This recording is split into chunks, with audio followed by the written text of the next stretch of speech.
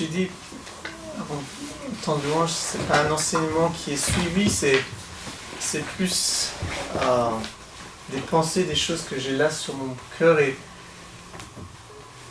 des fois qu'on est, alors je sais pas combien vous êtes tourné vers l'extérieur, combien vous êtes tourné vers le monde, mais il y a une étude qui a été faite en 1985 qui a essayé de voir combien de mouvements de prière 24 heures sur 24 existaient dans le monde, et je crois que là c'était spécialement aux États-Unis, et ils en ont trouvé 25.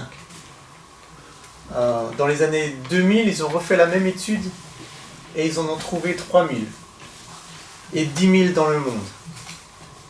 Et pourquoi est-ce que je partage ça? Parce que je ne sais pas comment c'est chez vous, mais en tout cas chez moi, dans ma propre vie, je ne côtoie pas des foules dans mes moments de prière. Et la chose qui est le plus difficile, c'est l'isolement, c'est la solitude, c'est se dire, mais qu'est-ce que je fais de ma vie? Et des fois, on n'a pas une image, une vue panoramique de ce que le Seigneur fait. Et pourtant, il y a quelque chose qui se passe dans notre génération. Et il y a plusieurs choses qui se sont passées. On entendait la prière parler d'Israël. On est une des seules générations, avec la génération des premiers chrétiens, où Israël avait une nation. Donc il y a plein de choses comme ça que Dieu fait dans certaines générations. Et ce mouvement de prière que Dieu est en train de lever, il le fait que dans notre génération. Il l'a fait tout au travers de l'Église, de l'histoire de l'Église, mais dans des lieux particuliers. Il l'a fait en Irlande, à Bangor, il l'a fait à Saint-Maurice, pendant 300 ans, 24 heures sur 24, il l'a fait à Cluny, en France, il l'a fait à Helmholtz, en Allemagne. Ça a été des endroits, mais c'était très limité géographiquement. On est là, dans la seule génération où Dieu est en train de lever un mouvement de prière sans précédent. Et le fait que vous êtes venus vous asseoir sur ces chaises dans cette maison d'adoration durant la semaine, vous faites partie d'une histoire qui vous dépasse mais complètement. Une histoire qui est bien plus grande que vous pourriez jamais imaginer. Ce sera beau de voir lorsqu'on sera de l'autre côté de l'éternité, de pouvoir, comme on dit, zioter, regarder, contempler, voir, et dire, j'avais aucune idée de la place ou de ce que j'étais en train de faire, à quoi j'étais en train de participer lorsque je passais cette heure de prière tous les lundis de 4 à 5 du matin, tout seul. Des fois je m'endormais, des fois c'était barbant, des fois c'était extraordinaire. J'avais aucune idée que c'était un projet qui avait été commencé depuis des siècles et que je faisais partie d'une histoire qui était si belle et si glorieuse. Et moi, j'ai besoin de me rappeler que même si c'est petit, ce que je fais, même si c'est très faible, très immature, où je peux encore bien grandir, je fais partie d'une histoire qui me surpasse, qui me dépasse, et je suis vraiment pas seul. Et des fois, d'avoir des petites statistiques comme ça aide. De se dire, Dieu est en train de faire quelque chose qui nous dépasse complètement. Et on pourrait demander aux personnes avec plus de cheveux blancs, bon, moi je peux parler, j'ai plus de cheveux, mais quand est-ce que c'est la première fois que vous avez entendu parler du terme maison de prière, à part Ésaïe 56 ou dans le Nouveau Testament quand Jésus va citer cela? Moi je me rappelle, la première fois que j'ai entendu parler de ça, c'était en 1999 avec une personne qui avait reçu ça en rêve et qui n'avait aucune idée de ce que ça voulait dire. On ne parlait pas, alors, maison d'adoration, maison de prière, on ne va pas jouer sur les mots, c'est la même chose. On n'en parlait pas, et maintenant c'est comme si elles explosent comme des pop-corn, vous savez, un peu partout, en fait. C'est quelque chose d'extraordinaire. Et je suis convaincu que c'est pas une question de mode, il y a quelque chose que Dieu est en train de faire. Parce que Dieu suscite le retour à lui, le retour du cœur à cœur. Parce que je me suis engagé dans la maison de prière de Kansas City, c'est là où j'étais pendant 5 ans. Le Seigneur m'a dirigé là-bas, et j'avais un entretien d'embauche, comme ça qu'on peut dire, pour rentrer dans le staff, dans l'équipe de la maison de prière. Et on a un peu échangé, et je ne sais plus quelle question la personne me posait. Et je suis arrivé à lui partager ma plus grande peur. Et ma plus grande peur, c'était que ce désir de vouloir honnêtement désirer la présence de Dieu, maintenant que ça allait devenir mon travail, je tombe dans une routine et dans un endroit où mon cœur sera totalement déconnecté et que j'irai comme pointer mon heure d'arrivée, pointer mon heure de départ. Mais que dans ce temps où je m'asserai dans cette chaise et que je parlerai avec Dieu, mon cœur ne soit plus connecté. Et ça, c'était ma plus grande crainte. Et je crois que c'était un don du Saint-Esprit. C'était le Saint-Esprit qui touchait mon cœur avec cette réalité que tout ce que j'ai à apporter à Dieu, c'est mon cœur.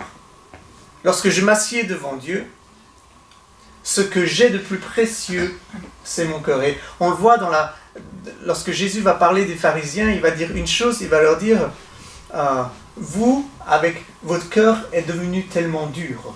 Un endroit, c'est marqué, votre cœur, il est insensible, il est devenu épais. À un autre moment, il va leur dire, lorsqu'ils sont en train de reprendre Jésus parce qu'il a guéri, je crois que c'était un paralytique ou quelqu'un qui était boiteux le jour du sabbat, il va leur dire, je suis tellement navré de voir l'endurcissement de votre cœur. Ce que j'ai, lorsque je viens dans l'endroit de prière, à offrir à Dieu, c'est un cœur. Et le don que Dieu peut me donner, c'est pour ça qu'il va dire ça dans Ézéchiel, il va dire ceci, je prendrai votre cœur de pierre, je vous donnerai un cœur de chair, dans ce cœur de chair, je mettrai mon esprit.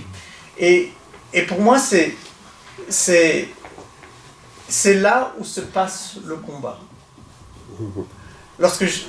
Dans ce ministère, d'être là, dans la présence de Dieu, de me tenir devant mon Dieu, c'est de me tenir devant mon Dieu avec un cœur qui est sensible, avec un cœur qui est tendre. Et ça, je ne peux pas le faire. Je ne peux pas le faire. C'est l'œuvre de l'Esprit qui doit venir toucher mon cœur. Et j'aime ce psaume 139, vous savez, c'est lorsqu'il dit « Tu m'entoures par devant, par derrière, tu mets ta main sur moi ». Je dis toujours, soit c'est une étreinte divine, soit c'est une prison divine. Je ne sais pas si vous essayez de faire ça avec vos enfants. Vous les serrez et ils aiment bien, puis à un moment donné, ils ont assez. Et puis ils aimeraient partir. Et puis il y a des fois, ils ont fait une grosse bêtise, et au lieu de leur donner une conséquence, vous les prenez, et c'est pas agréable, parce qu'ils savent que ça devrait pas... Ils savent qu'ils ont fait quelque chose de mal qui mérite une conséquence. Et puis plus vous continuez, à un moment donné, ils vont se relaxer, ils vont commencer à apprécier. Mais c'est toujours le même mouvement en fait. C'est un mouvement d'affection, et soit c'est quelque chose qu'on peut apprécier parce que notre cœur est tendre, ou soit ça devient une prison parce que Dieu ne va pas nous lâcher, ça devient notre désert, ou peu importe comment on l'appelle. Et ma prière, bien sûr, c'est que les maisons de prière, c'est temps de face à face, ça soit une étreinte et pas une prison, mais je suis sûr qu'on peut tous dire que des fois, ces moments d'étreinte, c'était des maisons de prison. Moments de prison, on aurait bien voulu faire autre chose.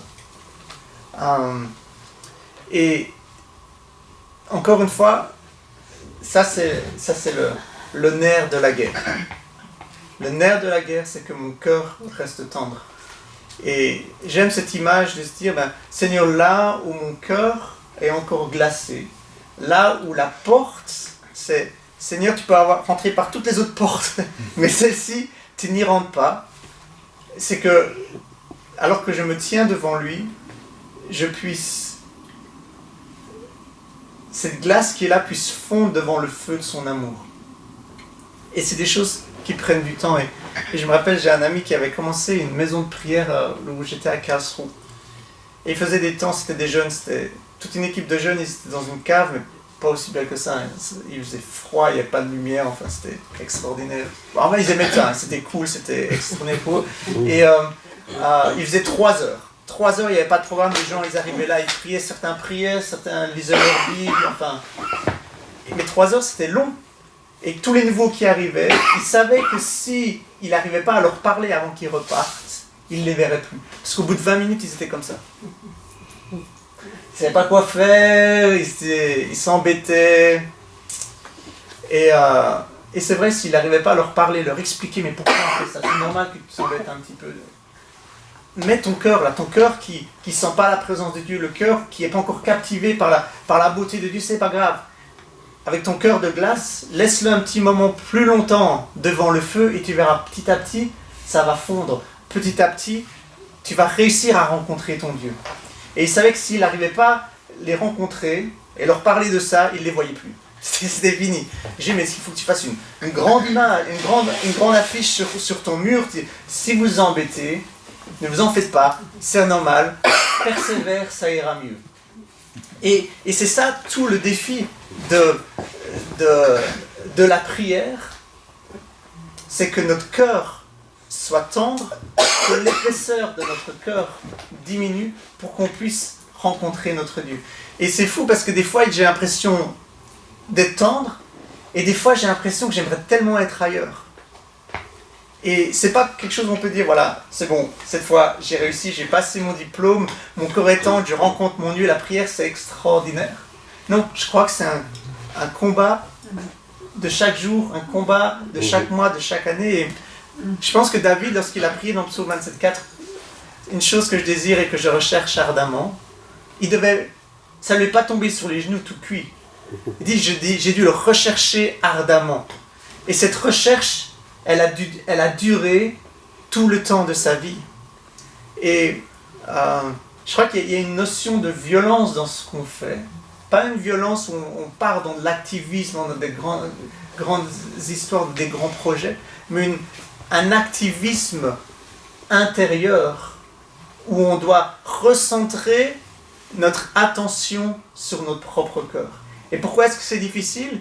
Quelqu'un priait, je ne sais plus qui priait ça, il y a tellement de voix, c'était l'image, je veux dire, ce champ magnétique qui a envie de nous faire tourner en rond et tout d'un coup on perd le nord, on ne sait plus où on est. Il y a tellement de choses qui vont nous attirer loin de la prière. Et pour moi, là, les maisons de prière, c'est un salut, en fait. C'est une arche de Noé, je ne sais pas comment dire. Je ne peux pas vivre sans un endroit où je peux aller prier. Parce que, qui est-ce qui parlait oui, je crois, qui disait, à la maison, on a tellement de choses à faire. Et d'aller dans un endroit où il n'y a rien d'autre, on sait qu'on vient pour la prière. Et lorsque j'ai déménagé à Kansas City, j'ai dû choisir 6 heures. C'est dans une période de 6 heures, dans la journée, soit minuit, 6 heures, midi, 18h, 24h. Et j'ai choisi la nuit, pourquoi ? Parce que je savais que si je changeais toute ma vie autour de la prière, peut-être que j'aurais une chance de vraiment prier. Parce que je savais que si j'étais dans la journée, il y avait plein d'autres choses à faire la journée. Et j'avais tellement pas confiance en moi-même, tellement peur des distractions que c'est moi qui me suis mis en prison là. C'est moi que je dis, je vais me mettre pendant la nuit parce que là au moins je sais que je vais prier. Même lorsque ça sera difficile, j'aurai pas le café du coin, je peux aller boire un café. Je ne dis pas que c'est mal d'aller boire un café, pas du tout ça, mais j'avais tellement peur que mon cœur cherche des échappatoires. Et je crois que c'est ça que Dieu va dire dans Osée, je vais t'amener au désert et je vais fermer ton chemin avec des ronces. Je veux pas que tu repartes. C'est là que je veux te rencontrer. Parce que Dieu est tellement jaloux de notre propre cœur. Il veut pouvoir nous rencontrer. Et au début de cette année, il y avait les vacances avec les enfants et on a recommencé 2019 et j'étais là.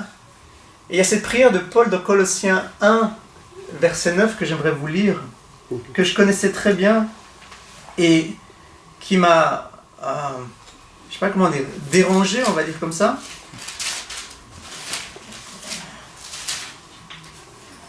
C'est Paul qui dit ceci, c'est pourquoi nous aussi, depuis le jour où nous l'avons appris, nous ne cessons de prier Dieu pour vous et de demander que vous soyez remplis de la connaissance de sa volonté, en toute sagesse et intelligence spirituelle. Et la prière va continuer, que vous soyez dignes de son appel, patient, persévérant. Et c'est une prière que j'ai priée, que j'ai méditée, donc c'était pas une nouveauté, mais c'était une nouveauté dans le fait que j'ai l'impression que Dieu voulait me parler. Le fait d'être rempli de la connaissance de sa volonté. La connaissance dans la Bible, on sait que c'est pas juste j'ai une information, Dieu va faire ça et puis je prie pour ça. Non, c'est une connaissance qui est vivante, c'est une connaissance qui est fondée sur l'expérience. Et j'ai l'impression de me sentir comme déconnecté de Dieu. Et alors, c'est un peu comme la Sulamite dans le Cantique des Cantiques. Elle va dire, pourquoi est-ce que je devrais te suivre ou te servir en étant loin de toi? Elle est dans une saison de vie, au fait, où elle a l'impression que cette relation, ce cœur à cœur avec Dieu, elle l'a comme perdu. Elle dit, bien sûr, je pourrais continuer de te servir, et j'aime te servir, mais ce qui satisfait mon cœur, c'est pas de te servir. Ce qui satisfait mon cœur, c'est d'être proche de toi, c'est de savoir ce que tu penses, c'est de savoir ce que tu désires, c'est de entendre ta voix me dire que tu m'aimes. C'est ça qui satisfait mon cœur, plus que le service. Et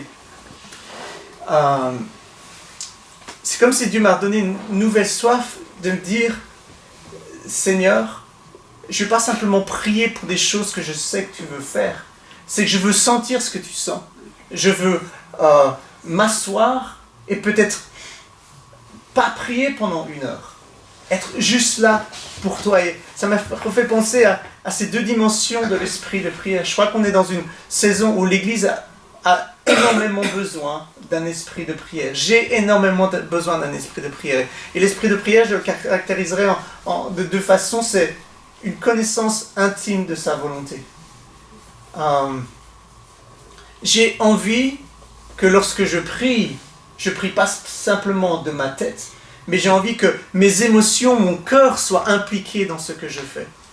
Et c'est Paul, de nouveau dans Éphésiens, qui va prier, il va prier ceci, il va dire que Christ habite dans vos cœurs par la foi. Il dit pas que Christ habite dans votre entendement par la foi. Bien sûr qu'on a besoin de connaître cérébralement la parole qui est Dieu, et j'ai rien contre la théologie, mais la théologie, elle a besoin de descendre et d'habiter nos propres cœurs. C'est ça notre héritage. Et le deuxième point de l'esprit de prière, c'est Seigneur, j'ai envie de vivre ce que les grands intercesseurs ont vécu avant ces réveils, cette expérience de Romains 8 où l'Esprit Saint intercède au travers de moi, où c'est pas moi avec mes propres forces. Et j'étais là, je disais, Seigneur, mais je peux pas m'imaginer finir 2019 comme je l'ai commencé. Il y a besoin, je sais pas, et puis quoi, ça veut dire que 2020 va se finir comme 2019. Je dis, Seigneur, il doit y avoir un changement. Et ces moments c'est quoi en français? Ces moments où on est d'insatisfaction, pour moi, c'est des moments qui sont salvateurs. Pour moi, c'est des moments qui sont pas confortables. Et pourtant, ça ne veut pas dire qu'on n'est pas reconnaissant de ce que Dieu a fait. C'est Paul qui va dire, faites connaître vos supplications avec des actions de grâce. Le fait de dire Seigneur, on a besoin de plus ne veut pas dire qu'on n'est pas reconnaissant pour ce qu'on a. Et il y a des moments comme ça où c'est la Sulamite qui va dire, mais vous ne comprenez pas, je suis vraiment malade d'amour. Vous ne comprenez pas que le fait qu'il soit parti, le fait qu'il y ait une distance dans ma relation avec Dieu, vous ne vous rendez pas compte combien ça me fait mal, parce que je veux vraiment sa présence. Et ces moments d'insatisfaction, je crois que c'est des dons. Ces moments de faim, de soif, c'est vraiment des dons. Et ça, c'est la première pensée que je voulais partager avec vous. Et la deuxième, c'est Hébreux 11, lorsque l'auteur aux Hébreux va dire, lorsque vous approchez de Dieu, croyez qu'il existe et qu'il récompense ceux qui le cherchent. Et dans tout ce temps, dans toute cette saison, cette période où à l'intérieur j'étais insatisfait, Dieu me disait 2 choses. Crois que j'existe, crois que je suis Dieu. Alors bien sûr qu'on sait tous que Dieu existe. Mais lorsque je suis là dans cette chapelle où il fait à moitié nuit, où je suis tout seul. Des fois, c'est pas si facile au fait de réaliser pleinement, bien sûr je le crois cérébralement, ça y a pas de problème, mais de vivre que Dieu existe. Et la deuxième chose, que Dieu vraiment voit que je le cherche. Et Dieu va dire, crois que je te vois et que je récompense ces temps où tu passes seul ou avec 2 ou 3 dans ma maison de prière. Pour moi, c'était directement lié à cela. Et ça m'a fait penser à cette parole de 1 Chronique 16 où, vous savez, David, on ne va pas rentrer dans tout ça, mais c'est le premier psaume qui a été chanté. Nous, on a l'habitude, on a plein de psaumes, on a Jeunesse en Mission, qui a Jem, on a je ne sais pas combien de chants maintenant, plus de 1000. Mais quand David a établi les chantres et les musiciens pour la première fois de toute l'histoire de l'humanité devant l'Arche de l'Alliance, c'est quelque chose qui s'était encore jamais fait. Il leur a donné un psaume à chanter. Le premier psaume qui était chanté sur terre. Alors bien sûr, il y a le psaume de Moïse, il y a le psaume de Myriam, mais lorsque le service a été installé. Et la 4e phrase, je crois, dit ceci: cherchez continuellement l'Éternel, cherchez continuellement sa face et sa force. Et juste avant, il dit, heureux ceux qui cherchent l'Éternel. Pourquoi est-ce qu'on est heureux lorsqu'on cherche l'Éternel? Parce qu'il récompense toujours. Et c'est un commandement. Alors je ne veux pas opposer les choses, mais on entend beaucoup parler de différentes choses, mais peut-être peu dans notre christianisme occidental, chercher l'Éternel. Et la Bible va nous dire à plusieurs moments, et spécialement dans les psaumes, heureux, dans le psaume 65 par exemple, heureux celui que je choisis et que je fais approcher pour habiter dans ma maison, il sera satisfait par ma présence ou par le bonheur de ma présence. Il y a tellement d'endroits où c'est un privilège d'être appelé à chercher l'Éternel. Et Dieu est en train de faire quelque chose, c'est pas simplement chercher l'Éternel dans sa chambre, ferme ta porte, Matthieu 6, et ton Père qui voit dans le secret te le rendra. Dieu est en train de dire, non mon Église, je veux que le monde sache que vous êtes une maison de prière. Je veux que le monde sache que là où les chrétiens se rassemblent, c'est un endroit de ma présence parce que vous me cherchez ensemble. Et je crois que c'est la dimension ensemble que Dieu est en train de nous redonner. La dimension culte personnel, il nous l'a redonné il y a bien des années. Mais la dimension ensemble est quelque chose qu'on doit même maintenant, on se dit, mais comment est-ce qu'on cherche Dieu ensemble? C'est pas quelque chose qui est facile. Comment est-ce qu'on prie ensemble? Comment est-ce qu'on prie à 100? Alors, bien sûr, peut-être notre problème maintenant, c'est comment est-ce qu'on prie à 2, comment est-ce qu'on prie à 5. Mais comment est-ce qu'on cherche l'Éternel ensemble? Et Dieu nous dit, heureux parce que vous allez être rassasiés. Heureux parce que je le vois et je vais vous récompenser. Ce cœur où tu as l'impression qu'il est insensible par moment, ce cœur, je peux te le promettre, il deviendra sensible. Ce cœur qui n'arrive pas à aimer cette personne, je peux te le dire. Tu arriveras à aimer cette personne parce que lorsque tu te mettras devant moi et que tu prieras pour cette personne, l'amour que moi j'ai pour cette personne, c'est moi qui te le donnerai, c'est moi qui te le communiquerai. Je crois que la chose tout d'un coup, pour l'instant, pourtant j'ai fait ça pendant des années, ce verset sautait des pages. C'est mais crois que je récompense ceux qui me cherchent. Et j'ai approché mes heures de prière d'une manière toute nouvelle. De me dire, Seigneur, je choisis de croire que maintenant, là, tu vas me récompenser. Tu le vois, et c'est toi qui vas me satisfaire. Et je suis appelé heureux. Et il y a des fois où je peux vous assurer que je traîne un peu les pieds. Mais c'est juste moi, ça, je pense. Hein. Je traîne les pieds et je dis, mais Seigneur, tu m'appelles heureux pourtant. Et si on est heureux, si on est appelé heureux, si on est appelé si on a la promesse que Dieu récompense ceux qui le cherchent, comment ça se fait que les maisons de prière, elles ne sont pas pleines?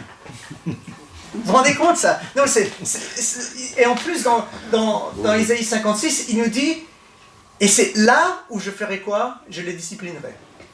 Non, alors c'est bien, la discipline, on en a besoin.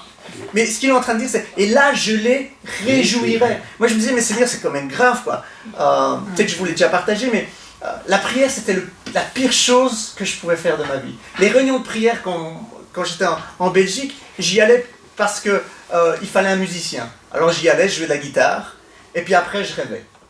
Quand c'était, on priait pour une chose, et puis pour un autre sujet, j'étais plus là, quoi. C'était ennuyeux. Si on m'avait dit à ce moment-là, tu sais quoi, ça va être ta première occupation, ton premier mandat, j'ai dit, ah non, c'est une catastrophe. Quelle idée! Dieu a choisi la prière comme le moyen premier de nous réjouir. Et la prière communautaire, Ésaïe 56, c'est « Sur ma montagne sainte, je les rassemblerai, et là, je les réjouirai. » C'est une prière qui est communautaire, qui est collective, et c'est une prière qui donne de la joie. Ça, c'est que pour moi, c'est quelque chose d'extraordinaire dans le plan de Dieu. Et on l'a, hein, c'est écrit là, psaume de David, « Venez, buvez à la rivière de mes délices. » Il y a d'abondant de joie devant ma face. Enfin, on connaît le psaume 16, je veux dire, c'est une chose qu'on connaît. Et pourtant, se rassembler dans un endroit pour chercher Dieu ensemble. Et 1 Chronique 16, lorsque David a établi ses chantres et ses musiciens, pour la première fois, c'est quelque chose qui ne s'était jamais fait dans toute l'histoire de l'humanité. Il a vu cela dans le ciel et s'est dit, moi je veux tellement la présence de Dieu sur terre, j'ai vu que Dieu habitait au milieu des louanges, dans le ciel, je veux sa présence, alors on va essayer, on va faire la même chose. Et dans ce premier psaume qu'il écrit, il dit, cherchez continuellement ma face. Et le mot face, c'est le mot présence. Cherchez continuellement ma présence et ma force. Et ça, c'est le deuxième point, c'est que c'est quelque chose qui me dérangeait dans ma propre vie, c'est que c'est comme si je m'étais centré sur la force. Seigneur, je veux voir le Valais transformé. On a tellement besoin que tu viennes et que tu nous transformes. On a tellement besoin que tu viennes briser nos murs de division. On a vraiment tellement besoin que tu viennes et que tu révèles ton amour. J'ai besoin que tu fasses quelque chose, Seigneur. Et ça, c'est bien. Dieu nous dit, cherchez continuellement ma force. Mais il y a aussi chercher continuellement ma présence. Et j'ai l'impression que Dieu, vous savez, dans la parabole des vierges, des 10 vierges, à un moment donné, les folles ou les... je crois que c'est comme ça dans nos... Les sages et les folles. C'est pas très gentil, hein, mais... je crois que dans les Bibles catholiques, c'est différent. Je trouvais que c'était plus gentil pour le deuxième groupe. Elles viennent dire, on n'a plus d'huile. Donnez-nous un peu d'huile. Et les 5 vierges sages, elles vont dire, non. Si nous vous donne de notre huile, nous on n'en aura plus. On se dit, mais elles étaient quand même un peu égoïstes. Hein. On dit partager, on dit... je veux dire, mais ça, non, mais on rigole, hein, on rigole. Mais de dire non à quelque chose de si précieux dans un temps de faiblesse intense pour ces 5 vierges folles, le message, c'est qu'il y a quelque chose que je ne pourrais pas recevoir de quelqu'un d'autre. Si moi, je ne vais pas l'acheter pour moi-même, personne d'autre peut me le donner. Et c'est ça que j'aime dans la pensée de Dieu et ce que Dieu fait dans ces mouvements de prière. Bon, on parle de maison de prière, mais au fait, pour Dieu, il n'a qu'une seule maison de prière, c'est son Église. Hein. Pour l'instant, Dieu fait ça dans des petits endroits, mais à la fin des temps, lorsque Jésus revient, il y aura une maison qui sera appelée une maison de prière. Et ce que j'aime là, c'est que Dieu me force à devoir aller acheter mon huile par moi-même. C'est pas un grand prédicateur avec son onction qui va pouvoir prier pour moi, puis tout d'un coup, j'ai plein d'huile. Non, cette huile-là, il ne peut pas me la donner. Et il ne veut pas me la donner. Et je ne peux pas la recevoir, j'ai besoin d'aller l'acheter par moi-même.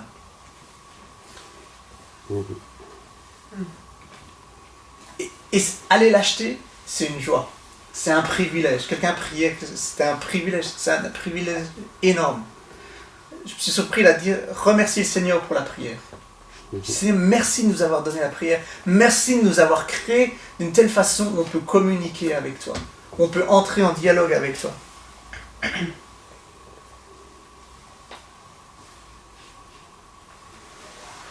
Et c'est aussi ce passage dans le Cantique des Cantiques, chapitre 2, où, si on prend allégoriquement que le roi Salomon, c'est Dieu, et la Sulamite, c'est nous, c'est l'Église. Où Dieu va nous dire « Laisse-moi voir ton visage et laisse-moi entendre ta voix ». Il y a ce désir en même temps de Dieu qui dit « Mais pourtant, j'ai tellement envie d'entendre ta voix. J'ai tellement envie de voir ton visage parce que ça me fait du bien, parce que c'est quelque chose qui est beau. » Et ce n'est pas simplement nous que ça réjouit, mais Dieu est profondément captivé par les petits oui de notre cœur. J'écrivais un chant une fois, c'est « Même si mon amour est totalement immature, mon amour est réel. » Parce que le fait que notre cœur soit dur, c'est pas simplement qu'il soit insensible. C'est que des fois on s'approche de Dieu, mais pas avec pleine confiance, parce qu'on sait qu'on est immature. Et un des obstacles principaux de la prière, c'est la condamnation. C'est qu'on a l'impression qu'on doit se présenter devant Dieu parfait. C'est parce qu'on se présente devant Dieu imparfait qu'on a une chance de devenir parfait. Vous voyez ? Et ça, toute notre vie. C'est se dire, encore ce matin, là j'avais 1 heure et je ne sais pas ce qui m'est tombé dessus, mais j'avais pas envie d'être là. J'étais culpabilisé, je me dis, mais c'est quand même incroyable ça.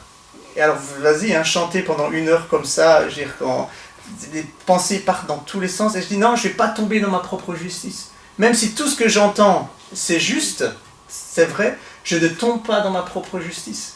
Et j'ai simplement commencé à chanter sur le monde éternel, sur la bonté de l'éternel, et c'était un moment extraordinaire.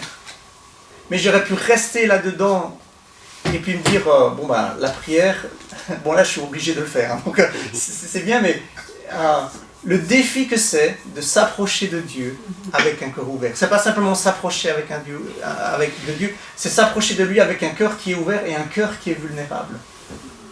Je peux pas rencontrer quelqu'un cœur à cœur si je me rends pas vulnérable. J'avais une fois un de mes enseignants qui me disait, le jour où tu as l'impression d'avoir vraiment raté ta journée, et peut-être même des fois c'est pas des impressions, on a vraiment raté ma journée. Il disait, fais cette prière. Jésus vient me laver les pieds. Et je me disais, ça il faudrait que j'essaye. Et c'était difficile de prier lorsque j'étais dans cette situation, parce qu'on a envie de courir, on a envie de fermer notre cœur, on se dit, Seigneur, je reviens lorsque je serai un peu moins en chantier. Je reviens lorsque je serai éprouvé, quand même je vaux mieux que ça. Seigneur, non. Reviens pas dans 2 heures, 3 heures, 4 jours, 5 jours, 2 semaines. Là, maintenant, je veux venir et je veux te servir. Et ça a totalement changé la façon dont je m'approchais de Dieu. Et ça, je me demande combien d'heures de prière ne se passent pas dans l'Église à cause de cela. Dieu, si nous, on se disait, je ne savais pas que j'étais aussi mauvais, pour Dieu, c'est pas une surprise. Il sait que tu es encore plus mauvais que ce que tu penses. Non, pour lui, c'est pas une surprise, il le sait, enfin. Si toi, tu as été surpris parce que tu as découvert... Si toi, tu as été surpris parce que tu as découvert par rapport à toi, Dieu ne l'est pas du tout. Et pourtant, il te désire toujours autant. C'est ça qui est extraordinaire. Oui. Mais combien de fois, en fait, on est bloqué dans notre vie de prière, dans notre vie de rencontre avec lui. Pour moi, la prière, c'est la rencontre. On peut changer le mot prière. Nous, des fois, on se dit prière, c'est plus l'intercession, la pétition demandée. C'est bien plus large. Pour moi, la prière, c'est la rencontre. C'est ça que je vis, c'est ça que j'aimerais chaque fois viser lorsque je me présente devant Dieu, lorsque c'est mes heures dans la maison de prière. La maison de prière, c'est la maison de la rencontre. Le tabernacle, c'était la tente de la rencontre. C'est ça que Dieu veut. Il veut tellement une rencontre avec nous.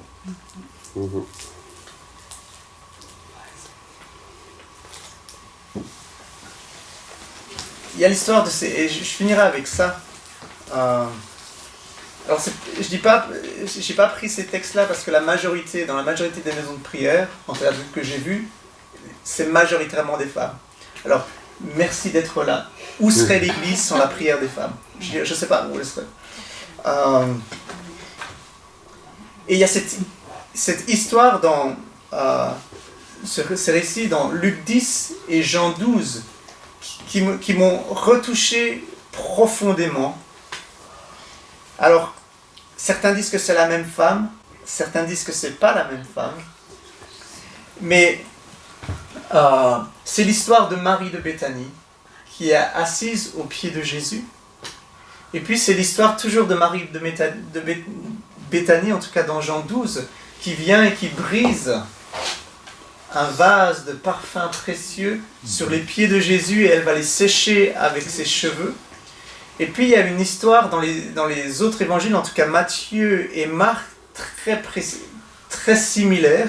On nous parle d'une femme, toujours à Béthanie, mais là, elle brise le vase sur les cheveux de Jésus et les réactions des disciples sont exactement les mêmes. C'est pour ça que moi, je choisis de croire que c'était la même femme et que ça a été décrit différemment.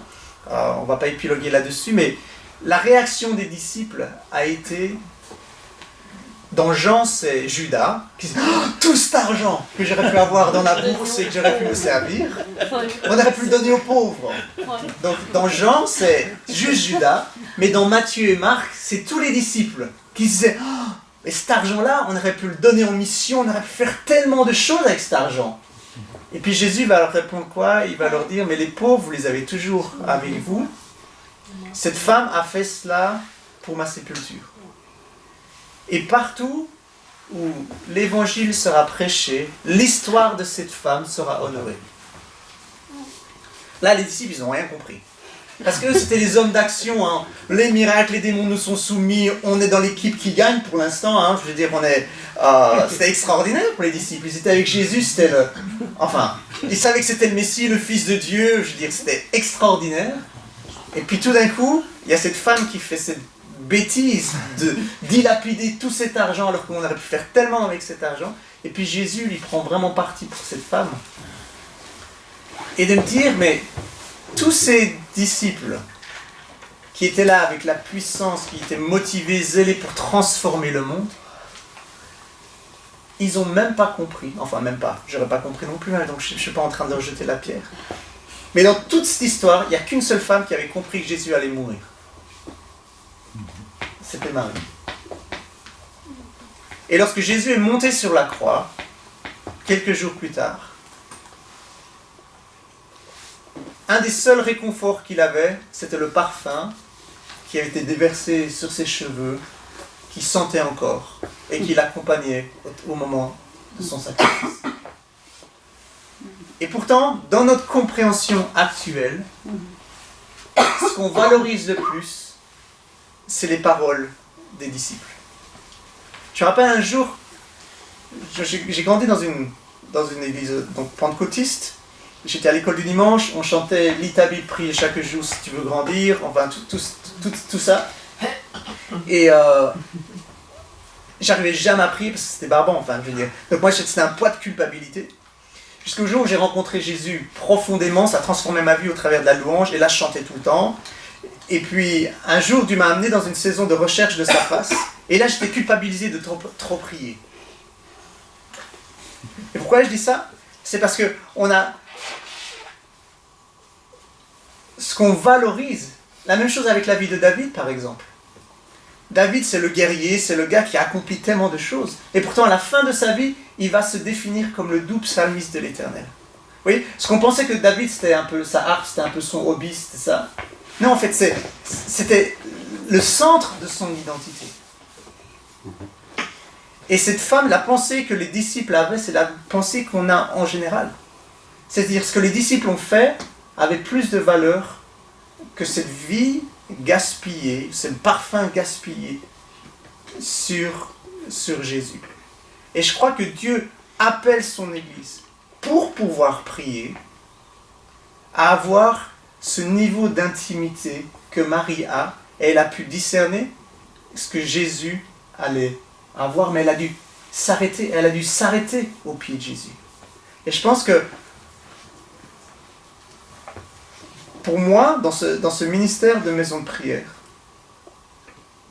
je suis toujours en train d'essayer de l'évaluer. Mais qu'est-ce que j'ai accompli? Bon, c'est aussi très masculin. Hein. Je suis ébéniste de formation. On prend un tronc, on le scie, après il y a un meuble. Voilà, c'est le résultat. J'ai passé 1 heure, 2 heures, 3 heures, 4 heures de prière. Les gens vont me dire, t'as prié pourquoi? Il y a du fruit, les choses changent. Mais c'est vrai, c'est biblique. Non, mais c'est biblique, c'est bien, mais c'est pas tout. Parce que, si on reprend l'histoire de Marie, qui a son parfum, il a répondu à quoi comme prière? Quel était le résultat de sa prière? Pour Jésus, ça a été énorme. Au fait, elle a servi le plus grand réveil qui soit jamais passé dans l'histoire de l'humanité. Si on pense en âme sauvée, le fait que Jésus meure sur la croix a ouvert le salut pour des milliards de gens. Mais sur le moment même, en tout cas pour ceux qui ont regardé de l'extérieur, il a fallu une parole de Jésus pour affirmer cette femme. Comment est-ce que Marie s'est sentie lorsqu'elle a entendu tous les disciples critiquer ce qu'elle avait fait, alors qu'elle avait donné toute sa vie, hein. C'est 1 an de salaire, on dit, je veux dire, c'est énorme, je veux dire, pensez à un salaire suisse, hein. Et puis c'était pas donné à la mission, c'était pas donné pour construire une église, c'était là, un don, ça dégoulinait par terre, c'était donné. Mais cette femme avait touché quelque chose de Jésus que personne d'autre avait touché.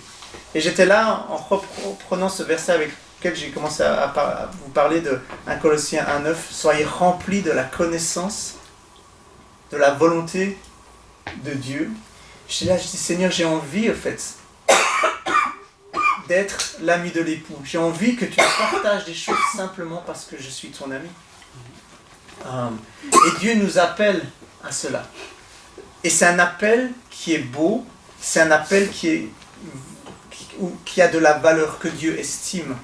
Et je crois qu'un autre défi qu'on a, c'est qu'on est dans une société, dans une culture où tout doit être quantifié. Il faut accomplir des choses. Et la pensée de Dieu, elle est totalement différente lorsqu'on pense que Jean-Baptiste, il a été préparé 30 ans pour 6 mois de ministère. En général, nous, on se prépare 6 mois pour 30 ans de ministère. Je veux dire, c'est le contraire. On dit, non, mais ça ne joue pas. Je veux dire, c'est économiquement pas correct, en fait, la vie de Jean-Baptiste. Et pourtant, dans la pensée, dans la révélation que Jean-Baptiste a eue de Jésus, c'est comme extraordinaire. De se dire que cet homme qui a été appelé à avoir un ministère public, il se retrouve dans le désert. Et il y reste, en sachant qu'il a appelé à avoir un ministère public. Et il attend, et dans le désert, tout se passe. Il reçoit la parole de Dieu, les gens viennent chez lui. Qu'est-ce qu'il a gardé là? Mais c'est exactement la même chose. Je crois que c'est Jean 4 qui dit, l'ami de l'époux, celui qui a l'époux, c'est l'époux, mais l'ami de l'époux entend sa voix, il se tient là, il entend sa voix, et sa voix et sa joie est complète. C'était ça? C'est ça le secret. Et c'est pour ça que quand Jésus est arrivé, il ne s'est pas dit oh, il est en train de voler mon ministère. Non. Jésus est arrivé, il a tout perdu. Et ça ne lui a rien fait. Il a dit non, mes disciples, allez, partez. Parce que ma joie, elle ne vient pas de mon ministère. Ma joie, elle vient de cela. Elle vient de cette relation. Ce Dieu que j'ai rencontré dans le désert, lorsque j'avais rien du tout, c'est cette même source qui sera ma joie lorsque je n'aurai plus rien, parce que Jésus est arrivé. On a besoin, je crois, pour moi en tout cas, d'avoir cette révélation, ce fil à plomb qui descend sur mes émotions et sur mon cœur pour me dire Dieu estime le temps que tu prends avec lui et Dieu récompense ce temps aussi. Et la dernière chose que j'aimerais dire, c'est, on connaît tous ce verset je pense Ésaïe 62 en tant qu'intercesseur. Versets 6 et 7. Sur tes murs, Jérusalem, j'ai posté des gardes, ils ne doivent pas se taire ni jour ni nuit. Est-ce qu'on connaît le verset 4 et 5? C'est quoi le verset 4 et 5? Le verset 4 et 5, donc ça c'est premièrement pour Israël, mais c'est aussi quelque chose qui nous est donné pour nous. Le verset 4 et 5, c'est dit, je te donnerai un nouveau nom, je t'appellerai l'épousé. Pour se tenir sur la muraille, on a besoin d'avoir cette révélation qu'on est vraiment l'épousé. Que Dieu nous a vraiment épousés, que Dieu désire vraiment cette relation, qu'on est vraiment précieux pour lui. Et il n'y a pas moyen de tenir sur le long terme avec un cœur qui est vulnérable, un cœur qui désire le rencontrer, si on n'a pas cette révélation. Alors il y a toujours des mouvements de va-et-vient, mais cette révélation est primordiale. C'est comme si ma relation avec ma femme ne se limitait que élever nos enfants, que la maison tourne, que l'argent rentre. Si ça c'était que la relation, on aurait vraiment un gros problème. Et ça c'est la beauté de ce à quoi Dieu nous appelle. Si vous savez que vous êtes appelés dans cette intimité, cette proximité, et de vivre, c'est pas simplement le savoir dans la tête, c'est vraiment pouvoir le vivre. Et c'est cela que je disais, avoir un cœur sensible. J'ai besoin d'un cœur sensible pour pouvoir vivre cela. Et moi, c'est mon désir. Je crois que c'est aussi le désir de Dieu. C'est que les maisons de prière se remplissent parce que c'est un endroit de joie réelle. C'est un endroit où on est profondément satisfait. Je crois que ça, c'est un des messages de la parole de Dieu. Ça ne remplace pas les autres. La prière n'est pas tout. Mais ce tout sans prière n'est rien. On a besoin de redécouvrir. Moi, premièrement, je ne parle pas à ceux qui ne sont pas là. Je parle à vous. Je parle à moi-même en premier. Je suis tellement prompt à essayer de chercher un échappatoire. Il y a besoin de rester dans cet endroit de prière et de creuser le puits jusqu'à ce que la paix descende au plus profondément de moi et que je puisse être assez calme pour pouvoir rencontrer Dieu. Et j'ai peut-être quelque chose qui m'aide, c'est que tous les autres temps de prière à part le lundi et le vendredi où on a 1 heure, c'est une chapelle catholique, donc au fait c'est la prière silencieuse. Donc la majorité de mon temps, je le passe en silence. C'est pas mon expression favorite, mais c'est ce que Dieu m'a donné pour l'instant. Donc voilà. Alors des fois je sors mon attel et puis je mets un peu de musique.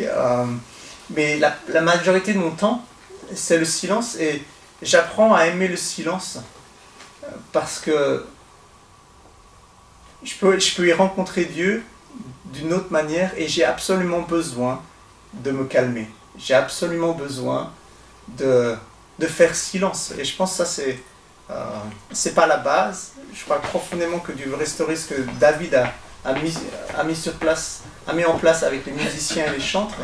Mais cette dimension de silence, pour moi m'aide. Voilà, un peu ce que j'avais sur mon cœur pour vous. C'est des choses simplement qui étaient là, vulnérables, pas très peut-être suivies, mais c'était ça que j'avais envie de partager avec vous ce soir. Merci beaucoup.